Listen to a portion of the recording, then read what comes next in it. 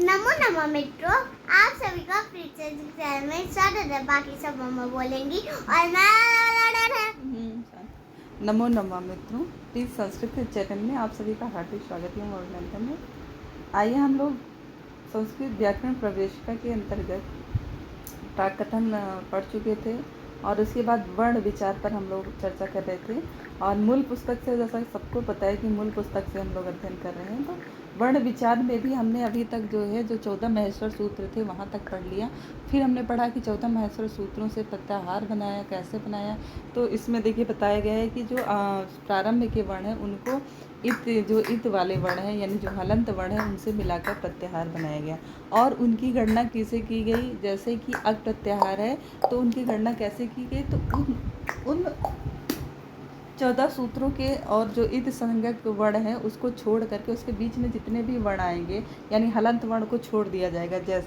जैसे आप देख लीजिए, आयुड़ है पहला सूत्र क्या है, आ ई उ ड़, फिर है री री क, है ना, फिर है।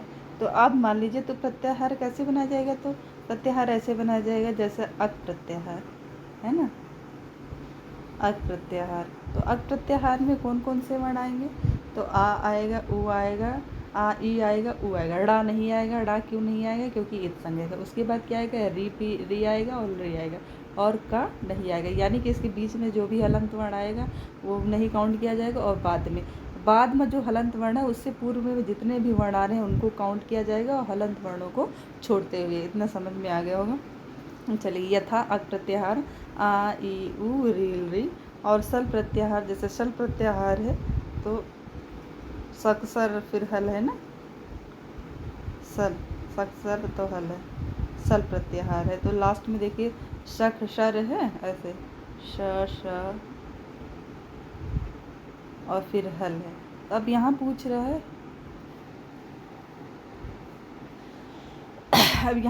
है कि सल प्रत्याहार, तो शा और ला इन दोनों को मिलाकर सल प्रत्याहार बना। अब इसके बीच में जितने भी वर्ण आएंगे, इसके बीच में सा आएगा, शा आएगा, सा आएगा, रा को नहीं काउंट किया जाएगा क्योंकि रा में क्या है, हलंत लगा हुआ।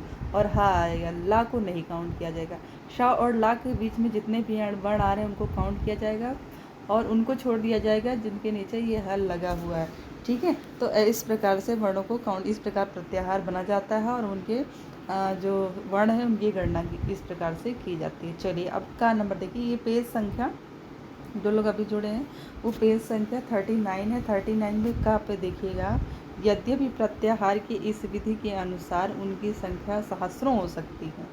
यद्यपि जो ये विधि है, 14 सूत्र हैं, तो आ और आ ई ऊड़ जैसे है, तो आड़ा अड़ हो सकता है, इण हो सकता है, उण, इस तरीके से मतलब हजारों प्रत्याहार बनाए जा सकते हैं 14 सूत्रों के द्वारा। लेकिन जो विधि बताई गई कि जो आदि वर्ण है उसको अंतिम हल वर्ण से बढ़ा देने पर, कहीं से भी किसी भी आदि वर्ण को अंतिम हल, उसके बाद में जो अंतिम हल वर्ण है उससे किसी भी हल वर्ण से मिला देने पर प्रत्याहार, यही सूत्र कह रहा है।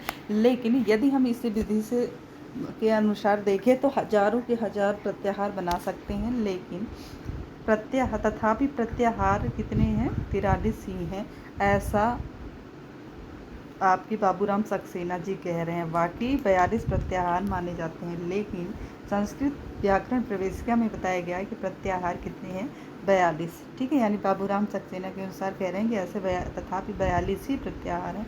इसका कारण है कि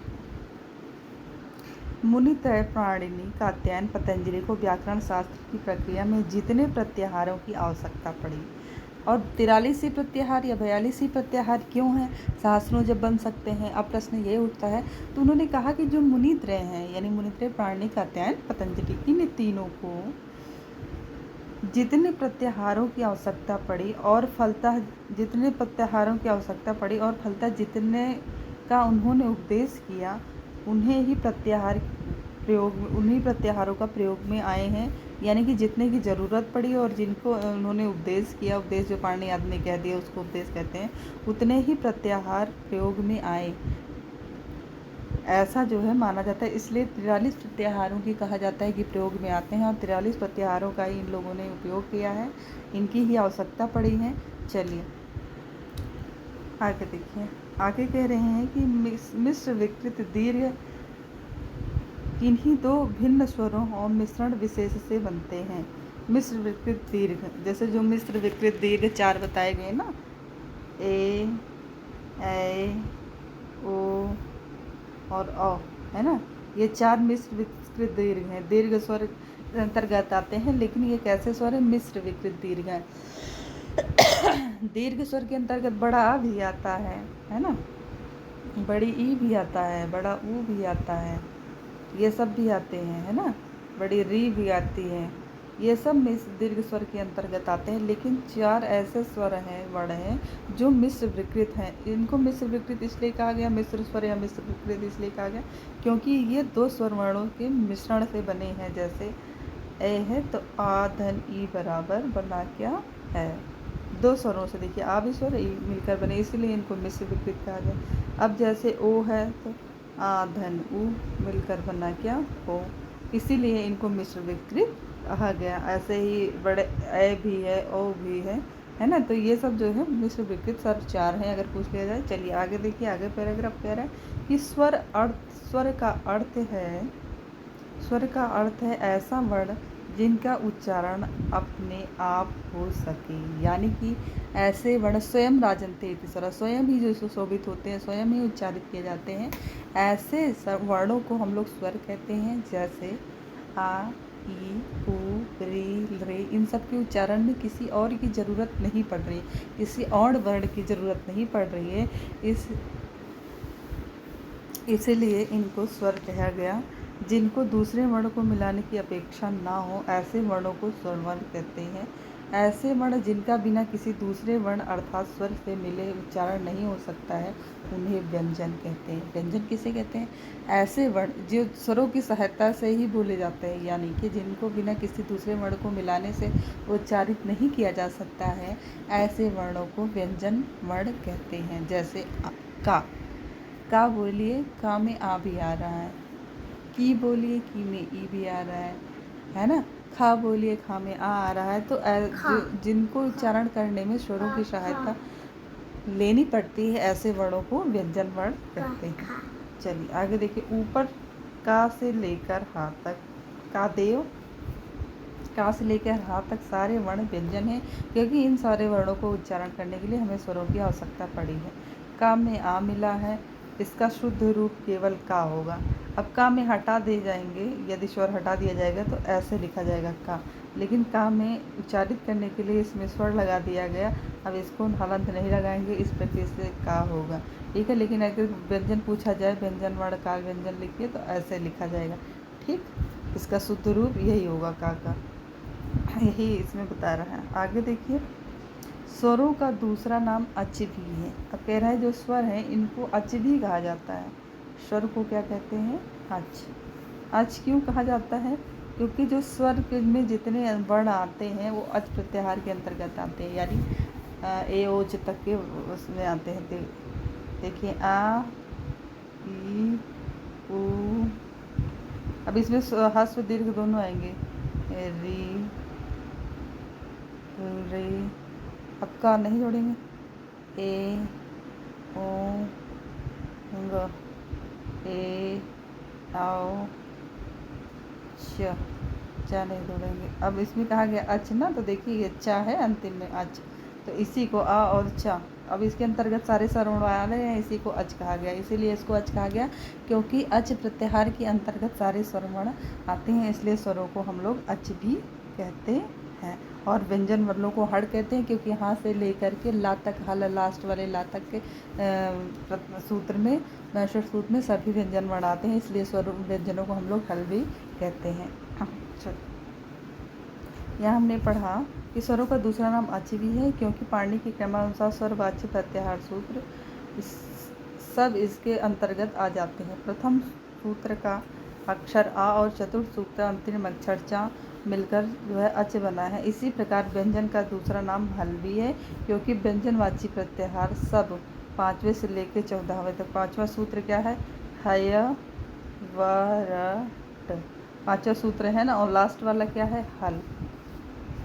तो देखिए यहाँ से लेकर के यहाँ हल ऐसे सूत्र बनाया। तो इन्होंने कहा यहाँ से लेकर यहाँ तक जो 10 सूत्र हैं, इन 10 सूत्रों में सभी व्यंजन वर्ण आते हैं, इसीलिए हम लोग जो है सभी व्यंजन वर्णों को ना, देखो पाणिनि ने क्या किया है, संक्षिप्तीकरण करने के लिए ये प्रत्याहार बनाए हैं। तो इसीलिए देखिए संक्षेप में इन सब वर्णों को ना बताकर कह देते हैं हल वर्ण। तो हल वर्ण का मतलब जितने भी व्यंजन वर्ण है वो सभी व्यंजन वर्णों के बारे में बताया जा रहा है। तो व्यंजनों को दूसरा नाम क्या है, हल भी है। चलिए आगे देखते हैं।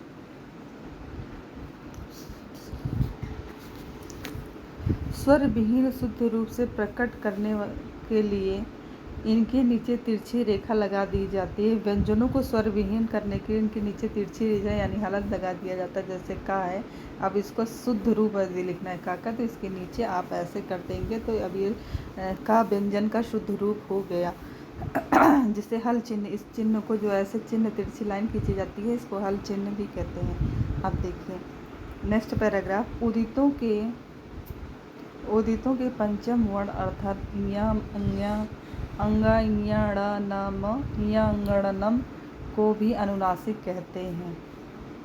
इसको अनुनासिक कहते हैं क्योंकि इनका उच्चारण मुख और नासिका दोनों से होता है। यम गणम मुख नासिका चा एक सूत्र है जिससे इनका उच्चारण स्थान, जैसे ड़ा है अकु विसर्जनीय नाम कंठा, तो कंठ के अलावा ये नासिका से भी बोले जाते हैं। ठीक है, तो ये कह रहा है कि जो अंतिम अक्षर है उदित का, उदित कौन है, कु, चू, टू, पू, ये सब जो उदित हैं पाँचों, इन उदितों का जो अंतिम पाँचवा अक्षर है वो अनुनासिक भी होते हैं। मुख के अलावा नासिका से भी बोले जाते हैं, इसीलिए इनको अनुनासिक भी कहते हैं। आप देखिए यहाँ से देखिए,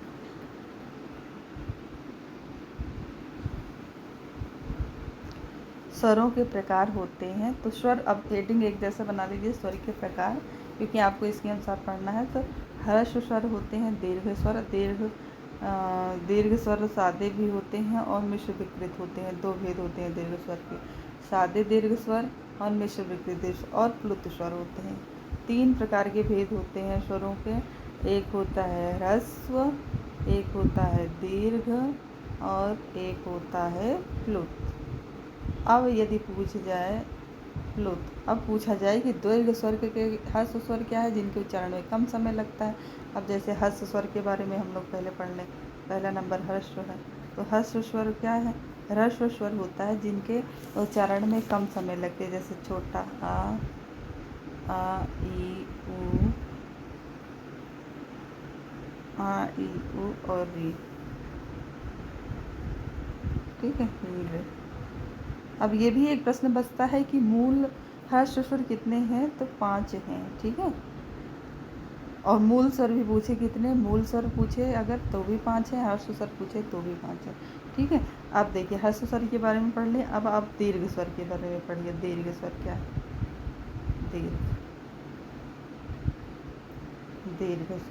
दीर्घ स्वर को 2 भेद बताए गए। एक कहा कि मिश्र विकृत,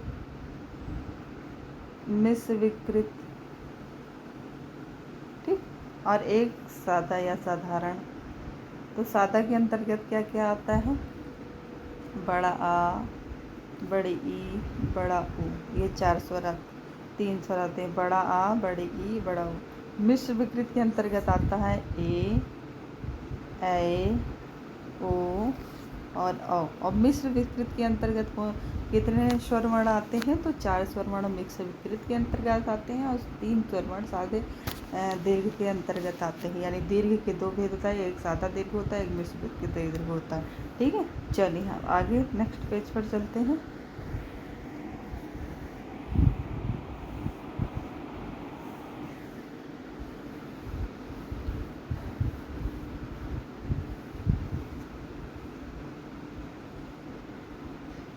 स्वर के उच्चारण में यदि एक मात्रा का समय लगे तो ह्रस्व जैसे छोटा आ, यदि 2 मात्रा का समय लगे तो दीर्घ जैसे बड़ा आ, और मिश्रित स्वर दीर्घ होते हैं। यदि 3 मात्रा का स्वर लगे तो प्लुत होता है। हमने 2 बताए थे, ह्रस्व और दीर्घ बता दिया था। प्लुत क्या होते हैं, तीसरा भेद था प्लुत ना। तो प्लुत क्या होते हैं, जिसमें 2 मात्रा से भी ज़्यादा समय लगता है। जैसे हे राम, इस तरीके से 3 लिखा रहता है राम, ये जो है ये 3 मात्राएं हैं। ठीक है, चलिए अब खा पर आप आइए। खा देखें, खा क्या कह रहे, उच्चारण के अनुसार उन्हीं स्वरों के 3 भेद होते हैं। उच्चारण के, अगर कहा उच्चारण के अनुसार तो स्वरों के कितने भेद होते हैं, तो 3 भेद होते हैं। लेकिन अगर पूछ लिया जाए उच्चारण के अनुसार स्वरों के कितने भेद होते हैं, तो उच्चारण के अनुसार सभी स्वरों के 3 भेद होते हैं, एक उदात्त, एक अनुदात्त, एक स्वरित। कितने भेद होते हैं, उदात्त, अनुदात्त और स्वरित। एक हेडिंग बना लीजिए, उच्चारण के अनुसार स्वरों के भेद, उसके सामने लिख लीजिए 3। पहला लिख लीजिए उदात्त,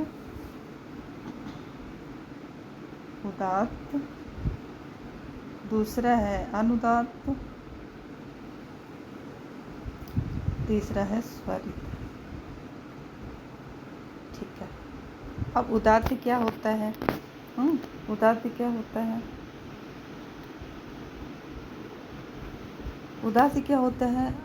उच्चारण के लिए जब हम मुख के ऊपरी भाग का इस्तेमाल करते हैं तो वहाँ उदात्त होता है। जब हम निचली भाग से उच्चारण करते हैं स्वरों को तो वह अनुदात्त होता है, और जब हम बीच से न नीचे न ऊपर उच्चारित करते हैं तो वो स्वरित होता है। ठीक है, और सभी स्वर उदात्त भी, अनुदात्त और स्वरित हो सकते हैं। हर स्वर नीचे से भी ऊपर से भी उच्चारित किया जा सकता है और बीच से भी, तो यानी हर सभी स्वर के उदात्त, अनुदात्त, स्वरित तीनों भेद होते हैं। चलिए अगला प्रश्न देखिए। अगला पैराग्राफ देखते हैं कि सभी स्वर फिर 2 प्रकार के होते हैं। सभी स्वर फिर 2 प्रकार के होते हैं। पहले तो 3 प्रकार बताया, फिर उच्चारण के अनुसार 3 भेद बताए कि उदात्त, अनुदात्त और स्वरित। फिर कहा कि 2 भेद और होते हैं, अनुनासिक और नासिक। एक अनुनासिक होता है और दूसरा नासिका से भी उच्चारण कुछ सहायता ली जा सकती है। जैसे आ के ऊपर यदि स्वरों के ऊपर यदि चंद्रबिंदी लगा दिया जाए, और दूसरा यह है कि स्वरों के ऊपर चंद्रबिंदी न लगाया जाए। इस प्रकार से 2 प्रकार से और स्वर बोले जाते हैं, यानी 3 भेद हो गए, 3 वो हो गए 6 और 2 8 भेद हो गए। ठीक, अब उसके बाद व्यंजनों के भेद। व्यंजनों के कई भेद हैं। का से लेकर माँ तक व्यंजनों को स्पर्श कहते हैं। एक सूत्र है का देव मावसाना, लिख लीजिए का देव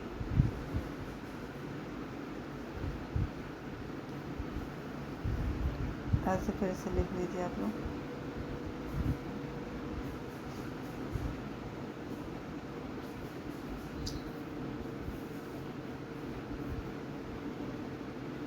का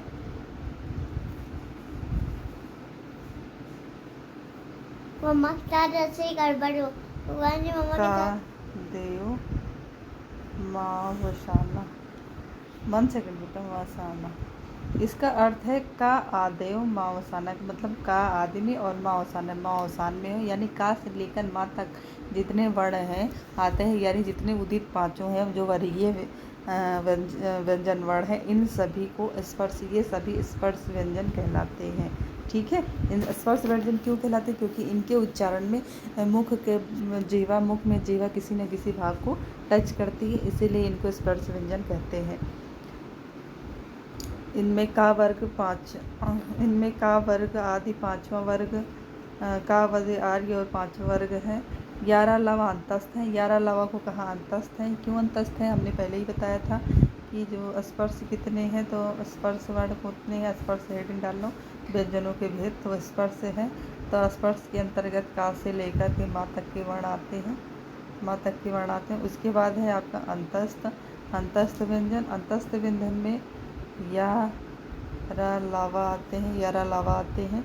क्यों अंतस्थ इनको कहते हैं? क्योंकि इनके उच्चारण में जीवा जो है मतलब जो ध्वनि है वो अंदर ही स्थित रहती है, बाहर नहीं होती है।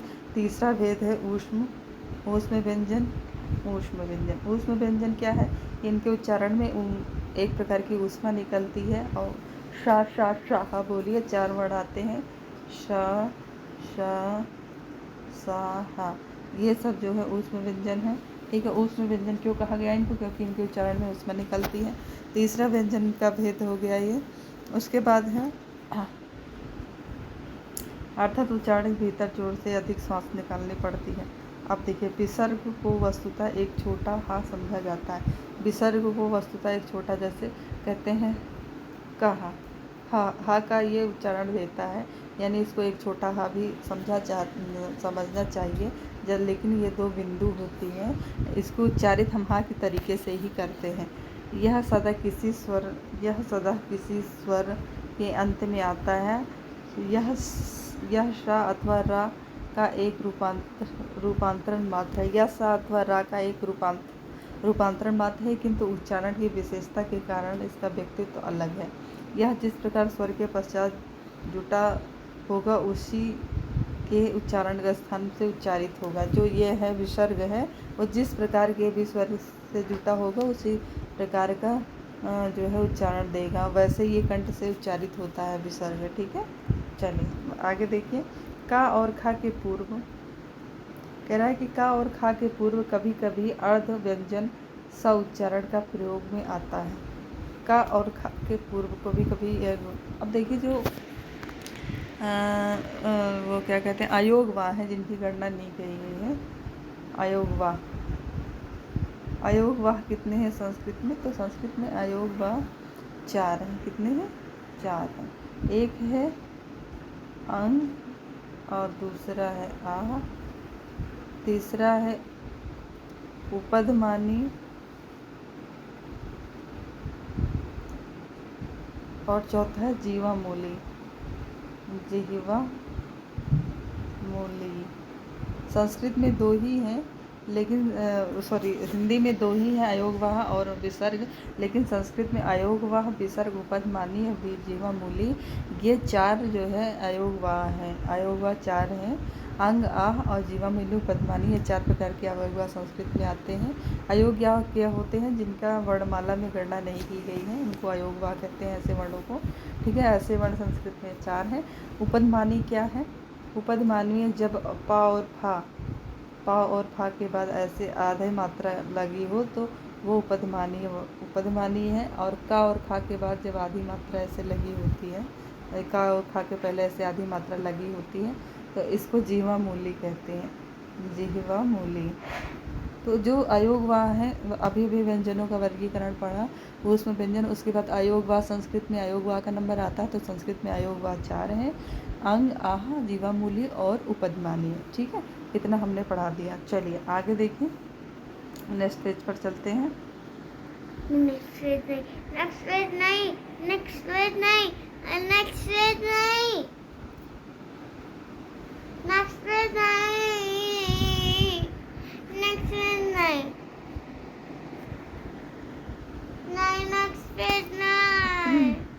नमो नमः मित्रों, इसी के साथ जो है मैं इस वीडियो को समाप्त करती हूँ, क्योंकि बेटी भी बहुत चिल्ला रही है। और जो है आगे मैं पुनः जो है नया वीडियो लेकर उपस्थित होंगी। और उसमें जो वर्णमाला की और चीज़ें हैं, देखिए जो हम पढ़ा रहे हैं, मुझे अब ऐसा महसूस हो रहा है कि देखिए मूल पुस्तक पे एक पढ़ा दे रहे हैं, तो उसको आप लोग हाईलाइट करते चलिए। लेकिन जब ये किताब ख़त्म हो जाएगी ना, तो हम आप लोगों को एक जो है मतलब जो इम्पॉर्टेंट जैसे हेडिंग बाई हेडिंग, जैसे अयोग वाह ये वो एक नोट्स से हम आप लोगों को वीडियो बना देंगे। आप थोड़ा एक बार उससे भी देख लीजिएगा, क्योंकि 2-3 बार चीज़ों को पढ़ेंगे। अभी मूल पुस्तक से एक बार देख लीजिए सारी चीज़ों को, और जो लोग नोट्स बनाते जो लोग जो है मतलब बनाते चलिए। उसके अलावा भी फिर मैं आपको अपनी नोट्स से जो हमारे पास जो क्रमबद्ध तरीके से लिखी हुई चीज़ें हैं, जैसे वर्णमाला में जो इम्पॉर्टेंट चीज़ें हैं, तो उसकी जो मेरे पास एक पुस्तक है संस्कृत गंगा की, तो उसमें दिया गया है सीरियल वाइज सारी चीज़ें, जो बहुत इम्पॉर्टेंट चीज़ें हैं वो छांट करके दिया गया है। तो मैं उससे भी आपको, इस पुस्तक से पढ़ाने के बाद मैं उससे भी आपको पढ़ा दूँगी। नमो नमः मित्रों, नमः संस्कृत है। आगे फिर मिलते हैं, आगे की जो वर्णमाला के जो बचा हुआ पार्ट है उसको लेकर के। और यदि आपको लग रहा है कि मेरे चैनल से आपको थोड़ा बहुत लाभ है, तो चैनल को लाइक, सब्सक्राइब एवं शेयर अवश्य करें। नमः संस्कृत।